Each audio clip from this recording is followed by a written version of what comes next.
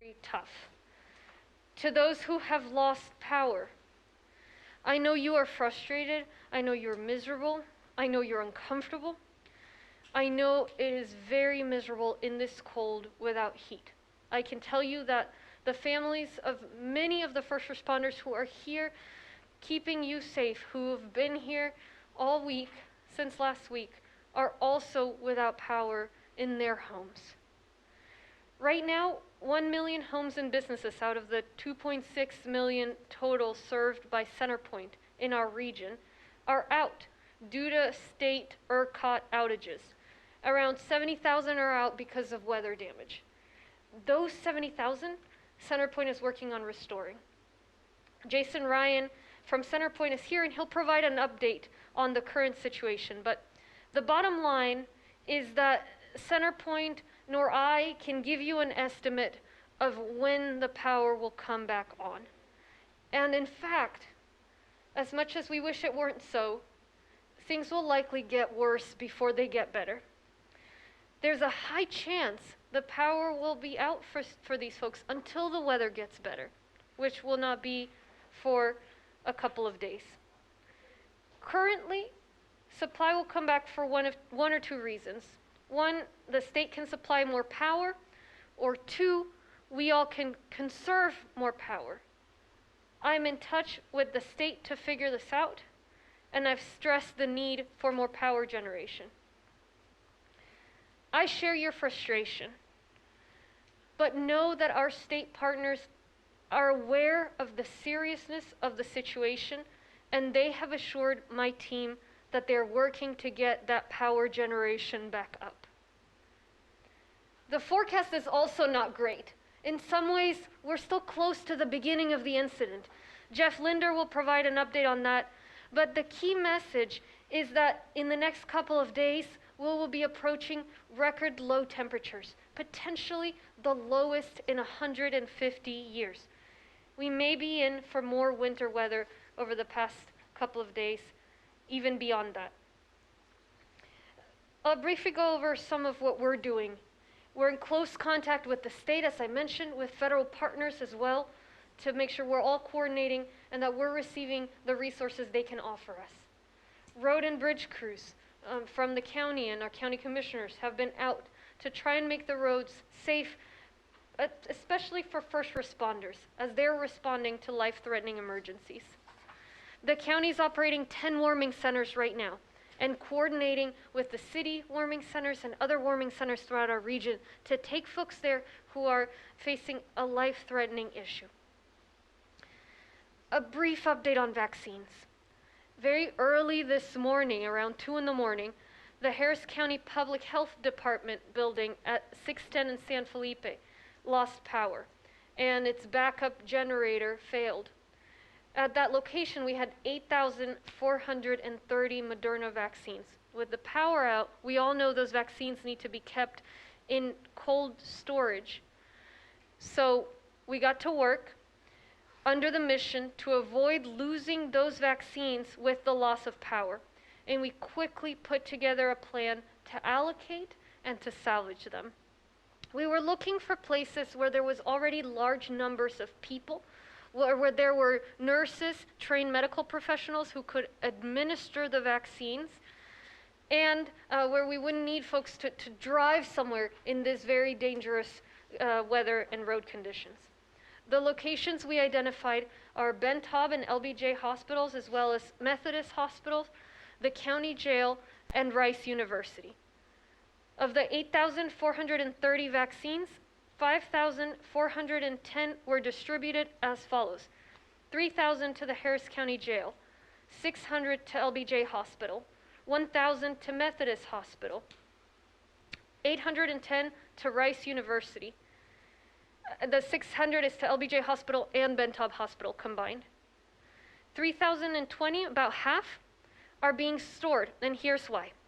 After we began this process, we received some good news from Moderna. We'd been in touch with Moderna to try and get very specific instructions, and they gave us updated guidance specific to us that the vaccine supply we thought we were going to lose in a few hours, we could actually re-refrigerate and administer later to our wait list. So roughly half, or 5,000, right over 5,000 of the vaccines have been distributed, and the rest have been put back in storage for distribution per our normal process. I want to thank Moderna, DSHS, the State Health Services, our Fire Marshal's Office, and of course our Harris County Public Health Department. They sprung into action to get this done and help us administer the vaccines before they spoiled. A thank you also to the staff at Methodist, Bentob, LBJ, leaders at Rice University, the jail, for quickly assembling and getting these shots into arms so that we're protecting every single shot. What you should do. The first message is, please continue to stay off the roads. From what we're seeing, people are doing a great job at that. We've had some accidents, but the first responders are amazed at how limited that number has been. We really haven't had a major accidents, but rather contained accidents. The first responders I'm surrounded by are thankful to you for helping do your part. They're making sure that people with life-threatening emergencies can safely get to where they need to be. We've not yet seen a fatality in unincorporated Harris County, at least due to the traffic conditions, so that's good news. It's incredible, but we're not out of this, so please continue to help us in that way. The other area where we've seen surprisingly few incidents is we've not seen but a couple of incidents perhaps and of issues where carbon monoxide becomes a problem. We talked about if you are without power, make sure you're staying warm, but do not bring in outdoor grills or outdoor materials because then you have the risk of fires and poisoning. Folks have been heeding that advice, and we need folks to continue heeding that advice. We do have a couple reports of fires, a couple reports of folks who did bring in a stove, but it's very limited. Let's keep it that way. So please make sure if you have a grill, if you have that you use that outside. If you run your car to stay warm, make sure you do it in the driveway and not inside the garage. Let me touch briefly on water and what you can do when it comes to water. There are reports of low water pressure, water loss at homes. That's possible because pipes could burst inside your home, but also because of the cold weather. And as it gets even colder tonight and tomorrow, there is a high possibility that these pipes, these equipment, all of these systems could break closer to the main, where it's outside of your control, outside of your home. And so if you still have water, and if you haven't already, make sure that you store enough water for your family for the next few days. I'll close on the topic of power again. While getting the power restored to our community right now is out of our hands, my hands, your hands, the state is working hard on it. There is something you can do to help ensure that more people's power doesn't have to be cut. When it comes to power, conservation is the key. That can help us start to pull out of this. So if you do have power right now, please run your thermostat down to 68 or lower. Just wear a fleece. If you can make it colder, that helps. It helps reduce the pressure in the system. We want everyone to do their part to maintain the power grid, which is very strained. Check on your neighbors. Every one of us is first responders in this kind of dangerous situation, so make sure you do your part. And for folks without power, stay warm. Select a room in your home that's going to be the room that stays warm. Cover areas where drafts of air may be coming in. Wear blankets, clothes. Make sure you put all the folks in your household in that room. And please do not go outside. The safest place to be is in your home, where you're covered from the elements. So make sure you do that you're staying inside. It's still going to be a while. I understand the frustration. It's an awful situation. So we're asking folks to persevere. Now, if you have issues where you're losing sensation in your limbs, where you're feeling lightheaded, any sign of hypothermia, call 911. Call 911. And that is what we need 911 for. We've got, as you know, over a million people without power in this weather. We cannot move 1 million people into another location. In fact, other locations, more locations, are likely to lose power. So folks may go somewhere else, and that new place might lose power overnight.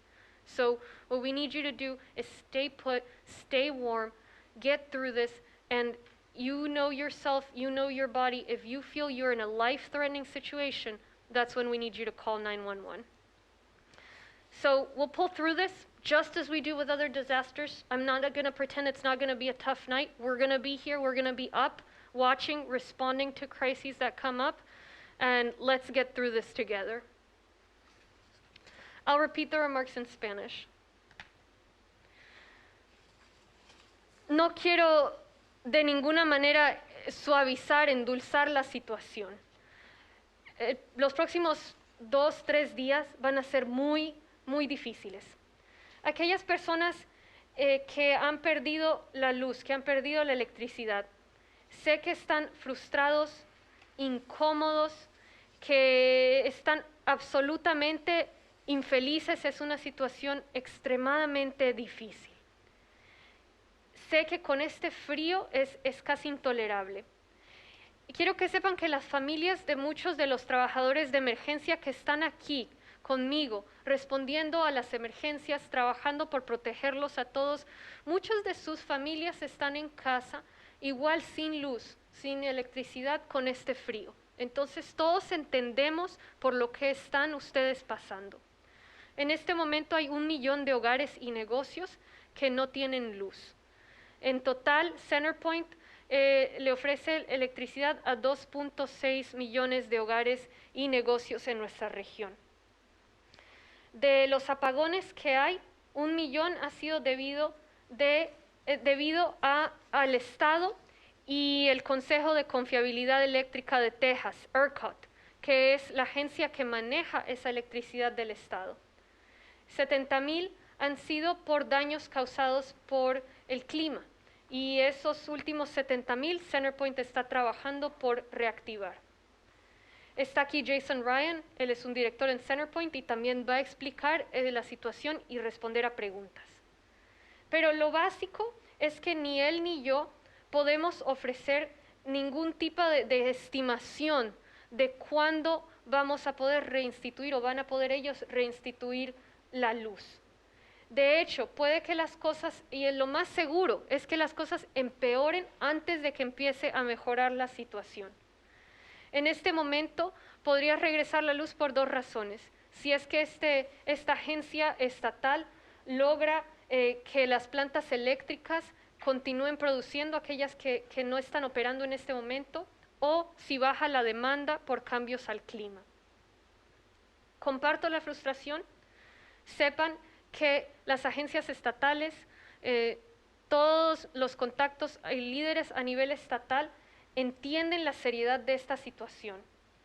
Me han asegurado a mí y a mi equipo que están trabajando por reinstituir la electricidad, pero nos han dejado claro que no va a ser rápido. El pronóstico tampoco está muy positivo, el pronóstico del clima. Jeff Linder, el meteorólogo, cubrirá eso en un momento, pero lo más importante es que en los próximos días vamos a estar acercándonos a temperaturas récord, temperaturas que no hemos visto tal vez en 150 años. Entonces hay que prepararnos para eso, así sea mentalmente. Lo que estamos haciendo, estamos en contacto con el Estado, como he dicho, con el gobierno federal también, asegurarnos que estamos recibiendo todos los recursos que ellos nos puedan ofrecer. Los trabajadores, por parte de los comisionados de los precintos del condado Harris, han trabajado en las carreteras, especialmente ofreciendo escoltas a ambulancias y otros trabajadores de emergencia que tienen que responder a verdaderas emergencias. En cuanto a los centros de calentamiento, el condado está operando 10 centros en este momento. Estamos coordinando con la ciudad de Houston, con las iglesias y otras organizaciones que también están operando centros de calentamiento para ayudar a las personas que están realmente en peligro. Una nota en cuanto a las vacunas. Muy temprano esta mañana, alrededor de las 2 de la mañana, el edificio del Departamento de Salud Pública del condado Harris perdió la luz, se fue la luz en ese edificio. El generador no funcionó. Ahí, como saben, es donde guardamos las vacunas. Y como saben también, esas vacunas deben mantenerse refrigeradas. Entonces empezamos a trabajar inmediatamente para distribuir esas vacunas. Trabajamos por identificar sitios donde hubieran grupos de personas, donde hubieran trabajadores médicos que pudieran administrar las vacunas a estas personas, que no fuera necesario conducir, manejar, ya que las calles están muy peligrosas. Identificamos estos lugares: el Hospital Bentob, el Hospital LBJ, ambos hospitales públicos, el Hospital de Methodist, la cárcel del condado y la Universidad de Rice. De 8.430 vacunas, 5.410 fueron distribuidas así: 3.000 a la cárcel, 600 a los hospitales LBJ y Bentob, 1.000 al Hospital Methodist, 810 a la Universidad de Rice y 3.020, alrededor de la mitad, están nuevamente siendo guardadas en refrigeradores. ¿Por qué? Después de que empezamos el proceso de distribuir esas vacunas a máxima velocidad, recibimos comunicaciones de Moderna, la compañía que fabrica las vacunas. Habíamos estado en contacto con ellos desde el principio y por fin en ese momento nos ofrecieron buenas noticias. Nos ofrecieron guía específicamente para nosotros, para nuestra situación, que dice que esas vacunas que pensamos íbamos a tener que perder, las podíamos refrigerar nuevamente y utilizar en un futuro. Entonces eso hemos hecho, esas 3.020 las hemos vuelto a refrigerar y las utilizaremos para administrárselas a personas en la lista de espera en un futuro cuando podamos reabrir nuestras sedes de vacunación. Le quiero dar las gracias a Moderna, también al Departamento de Salud del Estado, a nuestro Departamento de Bomberos que nos ayudó y obviamente al Departamento de Salud Pública que ha trabajado realmente toda la mañana, toda la tarde por asegurarnos que esas vacunas fueron distribuidas. También a los líderes de Methodist, Bentob, LBJ, la Universidad de Rice y la cárcel que nos han ayudado a distribuir las vacunas. Hablemos un poco de qué deben hacer ustedes. Lo primero es, por favor, aún con el clima que se está viendo, especialmente con este frío, no maneje. Lo que hemos visto es que la comunidad realmente nos ha ayudado con eso. Están aquí sorprendidos los trabajadores de emergencia por el número realmente limitado de accidentes que hemos visto. Eso se los agradecemos muchísimo. Tienen aquí un grupo de trabajadores de emergencia que les quieren dar un agradecimiento enorme porque al no estar en las carreteras han evitado muchos accidentes. Han habido accidentes, pero el número de accidentes, y no ha habido nada muy serio, el número de accidentes ha sido relativamente pequeño comparado con la cantidad que podíamos haber predicho. El otro tema es las estufas, las parrillas especialmente, aquellas personas que en este momento no tienen electricidad. Si tiene una parrilla, por favor, no la meta al hogar, utilícela afuera. Esas parrillas pueden causar intoxicación por monóxido de carbono. No hemos tenido en este momento muchos reportajes de incendios ni de intoxicación, pero ya estamos empezando a ver algunos, entonces manténganse calientes sin meter ningún tipo de equipo que pertenezca a las áreas de afuera. El agua es otro tema importante. Hay reportajes de baja presión del agua y pérdida de agua en hogares. Pueden haber un par de razones que causen esto. Primero es que se puedan congelar las tuberías en su hogar propiamente. Y sé que ustedes han insulado, han tapado las tuberías, tienen el agua corriendo muy poco, todo eso. Pero también hay otro problema. Es posible que el equipo en la fuente, o sea, en la estación, se esté fallando por el frío. Y como va a enfriar aún más esta noche, la probabilidad de que se vaya el agua incrementa. Es muy posible que muchísimas personas pierdan agua. Entonces, si todavía usted tiene agua y si no ha almacenado agua aún, por favor, almacene agua en contenedores, suficiente agua para su familia para 2 o 3 días. Voy a cerrar otra vez con el tema de la electricidad. Está fuera de mis manos, fuera de las manos de ellos también, el restaurar la electricidad en este momento. Pero hay algo que podemos hacer todos nosotros para asegurarnos e intentar que no se tenga que cortar aún más la electricidad. Y eso es el conservar la electricidad. Si tiene la fortuna en este momento de tener electricidad, por favor, apague cualquier electrodoméstico que no sea necesario, luces que no sean necesarias. Baje la temperatura, 68 grados Fahrenheit o menos, lo más baja que la pueda tener. Hay muchos vecinos, un millón de vecinos suyos que no tienen electricidad y a medida que usted ayude, bajamos la posibilidad de que eso se extienda. Recuerde llamar a sus vecinos también para ver cómo están ellos. Puede que no sepamos mucho de ellos y que estén pasando por una situación difícil. Si está en su hogar sin electricidad, sé lo difícil que es, manténgase en una habitación. Escoja una habitación para mantener el calor, tape las ráfagas de aire con trapos, ropa, lo que tenga para que no entre el aire frío. Ponga toda la familia ahí, así habrá más calor. Tápese con cobijas, con ropa. Va a ser incómodo, pero manténgase así, esa es la manera más segura de pasar esto. Si llega un momento en el cual se está sintiendo síntomas de hipotermia, que pierda la sensación en las extremidades, que se sienta un poco leve de cabeza, que se sienta pues mal de salud, llame al 911. Si no es esa la situación, si simplemente está incómodo, ayúdenos a tener esa paciencia, porque no es posible, no tenemos la capacidad de llevar al millón de personas que no tienen electricidad a otro sitio. E inclusive, si las lleváramos a otro sitio, es posible que ese sitio nuevo también se le fuera la luz esta noche cuando bajen las temperaturas. Entonces, llame al 911 si está en una situación realmente que ponga en riesgo su vida, que sienta un problema. Si no, por favor ayúdenos con paciencia y perseverancia.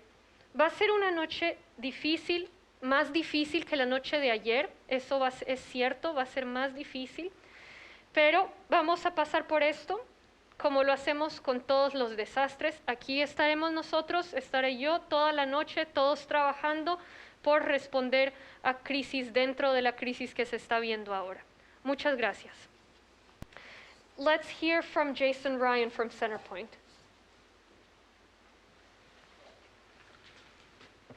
Thank you, Judge, for your leadership, for the leadership of your team as well, and for the coordination with us since this event started.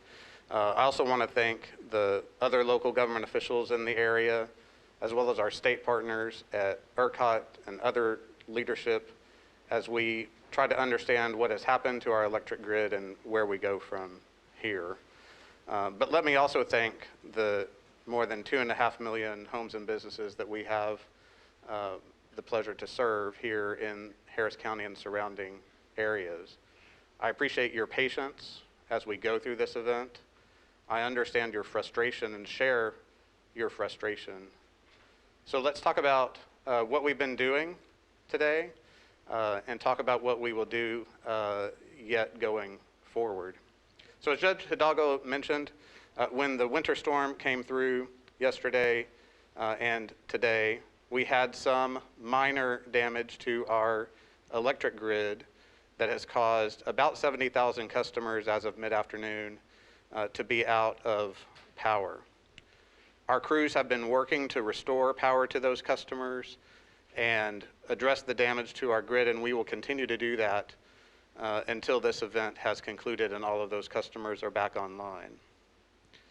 More importantly, though, and the reason why we're talking here today is the more than 1 million customers that are out because generation is not sufficient to meet demand, which is separate and apart from the storm's impact to our system. Starting this morning at about 1:30, the state of Texas experienced an unprecedented and significant drop in available electric generation throughout the state, not just in the Houston area. When that happens, ERCOT instructs us to address that loss of generation by reducing the number of customers on the system. We started doing that, and over the course of a number of hours early this morning, we ended up having more than 1.2 million customers out of power because of that lack of generation. This is a fluid event, which is why I thank you for your patience, because we have been able to work with ERCOT and understand where available generation is, and we're able to bring on about 200,000 customers this afternoon, bringing the current number of outages to about 1 million. We understand that additional generation could come on, but additional generation could also go offline this evening. We don't have perfect information and insight into the companies that operate those generation facilities. And that's why I understand your frustration and share that frustration. The good news is that as additional generation comes online, our grid was not damaged to the extent that we can't start to bring customers back. So that's the good news. As that generation comes back online across the state, we'll be able to bring customers back online as well. Jeff is going to talk a little bit about the weather tonight. There's a possibility that as customers use more power this evening, or if additional generation goes offline, there could be additional customers that are out of power. We hope that's not the case, but again, not to sugarcoat it, we want to make sure that everyone understands that it could be that we have not yet seen the worst of things. If you are out of power right now, you should expect to be out of power for the rest of the day and into tomorrow. And we'll continue to provide updates as we understand the additional generation that comes online. So let me end my prepared remarks by echoing the judge's stress for conservation. So conservation has helped us limit the number of customers that we've had to take offline. And as we go into historic low temperatures tonight, that will continue to be the case. So I ask that you continue to conserve. I acknowledge the customers that have been doing that, and thank you for that, and stress the need to continue to do that until we get through this historic event. Thank you. Good afternoon. As we've been talking about, this is going to be a two-pronged event. Last night and this morning was the winter storm portion, the first winter storm portion. Tonight is going to be the second portion, which is the extremely cold air. And make no mistake, this is historically cold air that is coming into this region. Forecast lows tonight anywhere from 5 to 10 degrees. The all-time record low, the coldest it has ever been in this city, is 5 degrees. So we could be near or approaching that tonight. Make no mistake that there are going to be significant challenges with this cold air that is coming in. Highs tomorrow may not rise above freezing, and so that will continue to create issues on the roadways. One thing to talk about is we have seen the sun melt some of the ice and snow on our surface roads today. As the sun goes down this evening and we lose that solar heating, we're going to instantly flash freeze the water on the concrete surfaces.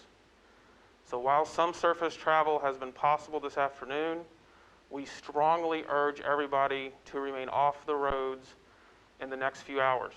And do not attempt to travel after the sun goes down. Black ice is going to be forming on many surfaces, and it is going to be extremely dangerous. Looking forward, we do have a second storm approaching the area as we get into Tuesday night and Wednesday. There's much more uncertainty with this storm compared to the first storm that we just dealt with last night. Most importantly, where exactly is the freezing line? Is it south of I-10?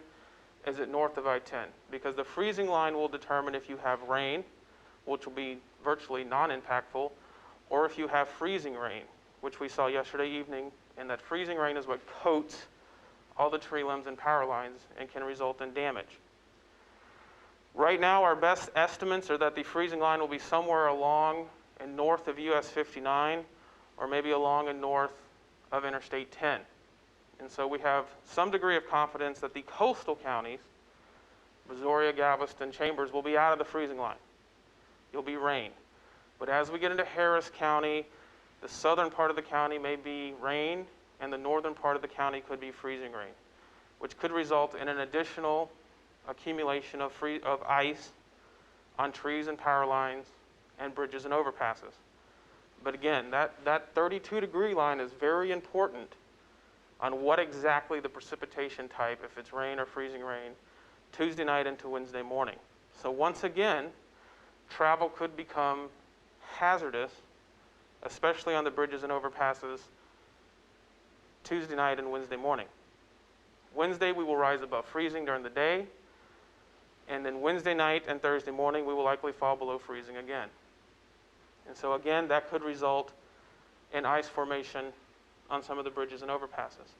So there's still some uncertainty in exactly how that winter storm is going to play out. Let me be clear. The conditions over the next 24 to 48 hours are going to be challenging for this region, for this state. No one is immune to the potential for damage. That is what we have been preparing for the last week. And so that is going to be a very trying time, but eventually we'll make it through this, and the temperatures will warm up starting on Friday and into the weekend. Thank you. Chief Christensen. Good afternoon. I want to reiterate how much the first responders appreciate that you've kept off to the roads. You've been very safe with your activities, although we have had some incidences and transport of carbon monoxide poisoning. I want to remind you that you do not want to run a grill, your stove, your oven, bring anything into your residency that you would start a fire, because that could create carbon monoxide. And I know it's cold, and it's going to be cold. We just got through hearing that this is going to last. If you don't have power now, you're not going to have power through the night. I can't stress enough the importance of getting together in one room with your family, getting all your blankets together, coming together as a family to stay warm, but not starting a fire in your home, not using your grill, your oven. And I also want to encourage you, if you're running your fireplace, remember, keep that 3-foot distance. And as you're bringing more blankets in, remember to keep those things away from the fire. As you're bringing your pets in, make sure you're being very careful with where you lay those blankets, the heat lamps that you're putting on. And I also want to encourage you, we talk about this power being out for a while. If you can unplug non-essential items, such as televisions, alarm clocks, any of those things that as the power comes back on could cause a surge. One of the things we don't want to see is any type of an electrical issue at your home that could spark a fire. So I want to encourage you now, start thinking about that. The other thing is, I cannot stress this enough, and you've heard me say it, no 2 ways out. If you haven't made a plan with your family of how to get out of your house, please do so tonight. Make sure you go through, check those smoke detectors, make a plan, and please make sure you have a meeting place. Because once you're out, stay out. Thank you so much. Thank you. We'll take questions. I have a few questions for both of you, but also CenterPoint. So if Mr. Ryan, we could ask him a few questions first. Go ahead. Okay. So on Friday, this is for you. CenterPoint said it was confident. CenterPoint said it was confident that it would be able to serve its customers during this time. That's what CenterPoint told everyone on Friday. When exactly, specifically a time, did CenterPoint first get the directive from ERCOT to begin conserving energy? That was about 1:30 this morning that we received the first indication from ERCOT that we needed to take some customers offline. It started with a relatively small number of customers, and then between that time and about 8 a.m., it continued to grow as additional generation came offline across the state. Okay, so the conservation was the initial rollout of outages. The directive to conserve was start outages immediately at 1:30? So we were encouraging customers yesterday to conserve, to make sure that we could get through the night. That conservation did make a difference. So again, I want to thank everyone for doing that. but it wasn't enough to overcome an unprecedented amount of generation that came offline, which was not expected, nor has it ever happened. Additional questions from the pool. Some communities have streets where neighbors on one side have power, while others have been without power for more than 15 hours. Does CenterPoint have a plan to rotate these blackouts any further? So when the outages first started, they were at a level where they could be safely rotated to maintain the system. At this point, we've been required to take so many customers offline that we can't safely rotate those outages at this time and maintain the reliability of the system when generation comes back on. So power is taken off in circuits, not in zip codes, not in streets. And so that may account for why one side of the street may have power and the other one does not. Is there a peak time period over the next 48 hours that you're keeping an eye on where demand will strain the system once again? So that's going to depend largely on what happens with the generation fleet across Texas. I would say that when that happened this morning, that was not an expected peak time. But even though it wasn't expected peak time, so much generation came offline that became an issue.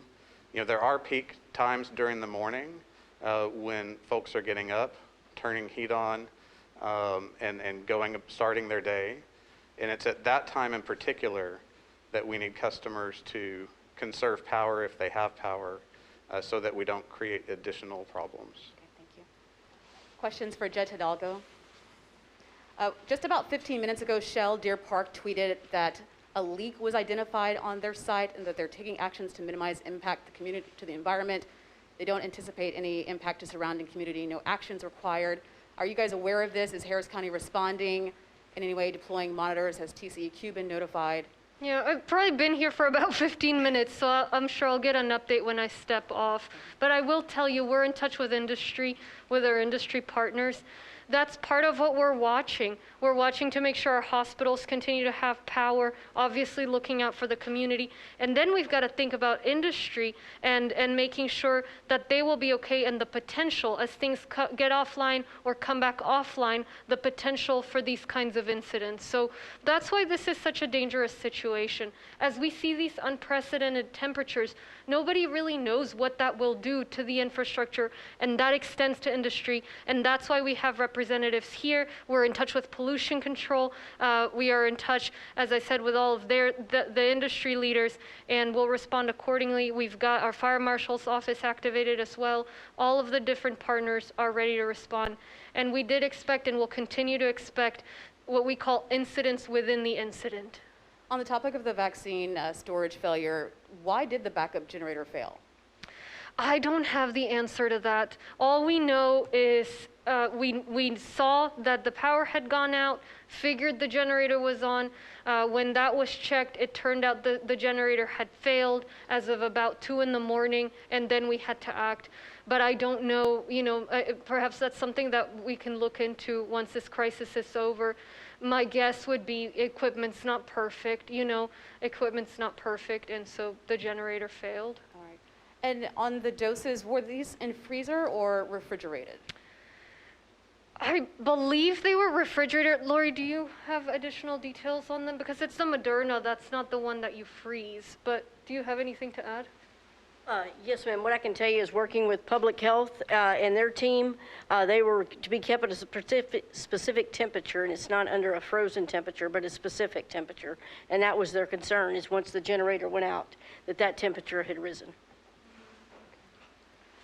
And you listed the places where the vaccine was quickly redistributed. Can you tell us, you mentioned Rice University, did you offer this to any of the other universities in town? Yes, so we reached out to the to warming centers. We reached out to the universities that have students on campus, right? So basically Rice and University of Houston. We reached out to everything we could think of where there was a group of people that were there already, that wouldn't have to travel, and where there was the medical professionals that could actually administer the vaccines. And these were the ones that came back before we heard back from Moderna and said, don't worry about it, you can actually put them back in the fridge, even if right now the temperature has gone up above where they're supposed to be. Was there any thought given to perhaps distributing it to the people who are at the GRB? Yes, we thought about all of that, but there were challenges with it. For example, not having the medical personnel to administer the vaccines. So that, I believe, was a challenge with that one. We thought, I mean, we had brainstorm with all the law enforcement, first responders that know the moving pieces. We said, okay, what can we all think of? Let's call through. We called through, and these were the places. For example, you'll note it's just one private hospital, right? Of our public hospitals, it's just 2. It's not all of them. So the university, same. These were the folks that could get in a matter of minutes say, yes, we can do it. The other folks, they said we could do it if we had more time, but we didn't have any more time because we had this big flashing light. We had 4 hours basically that we had to get the vaccine out before we learned that actually it was going to be okay. And you mentioned that the Moderna gave you guys specific instructions to your situation. Can you tell us what those changes were that they said, you know, basically an exception for Harris County? So there's the guidance about the vaccines that if they go above the temperature where they're supposed to be kept, then they'll basically spoil within 12 hours. And we have that guidance, we know that guidance. But we wanted to make sure, so we reached out to Moderna. As we were rushing to get these vaccines distributed, we were concerned that we weren't actually going to be able to get all of those. You know, we got 5,000, we still had another 3,000. We had to figure out how we could get them distributed within those 4 hours. And so they came back and asked us, for example, what's the exact temperature within the vials? So we checked the exact temperature in the vials. They asked, you know, exactly how long. Let's check exactly when the power went out, because we didn't know, you know, the freezer was actually showing the correct temperature. It wasn't until we got down to the building that we realized that the generator had gone out. So they worked through all of those details, and then they said, you know what, based on the specific situation here, you can put these back in storage. And then once we take them back out of storage, we're going to have to distribute it within a narrow window. But we can do that with our vaccination sites. And what was the time frame that they were? So right now, they have to be in storage. They can be in storage for as long as we need them to be in storage, as long as they're refrigerated. I'm sorry, I meant how long were they not properly refrigerated? I'd have to circle back, but if the power came on at 2, came off at 2, I believe it was 4 to 8 hours or so that it was in the middle of the night that they were not properly refrigerated, something like that. So we had, you know, very limited time once we realized what had gone on to get those out the door. And that's where I do want to thank, you know, all these folks who picked up and who mobilized. It's pretty amazing to get those vaccines distributed. And so no vaccines were lost, none had to be thrown out? Thankfully, no vaccines were lost. The vaccines that we got to our partners, they have them, they've distributed them, and the vaccines that, you know, after we learned, Moderna said you can put those back in the fridge, we put them back in the fridge. So none thrown out? Not that we know of, no. Not that you know of? I don't see why there would be any. I mean, no. Okay. Yeah. I mean, I do want to stress, this is a feat, right? These are folks who are trying to go rescue people in their homes who may be in a life-threatening situation. These are folks that were up all night last night. These are folks from Harris County Public Health that have been working for a year, every day and weekends. These are folks in hospitals who themselves and their families have been working around the clock to keep patients safe from COVID and been seeing death and after death after death. Whether it's a hospital, whether it's the jail, public health, fire marshal, everybody that put this together. It is incredible that they were able to get those vaccines and they were able to figure out from Moderna how to save the ones that we were concerned we may not be able to distribute. So it's a point of pride that this was figured out, that it was dealt with, and it should be a point of pride to our partners, from Rice to the hospitals, to the Sheriff's Department, that helped stand up and get this done. And this is the kind of thing where we talk about an incident within an incident. Nobody would have thought, you know, we have a backup generator, so the vaccines are good. But look, it happens, something you don't predict is gonna happen.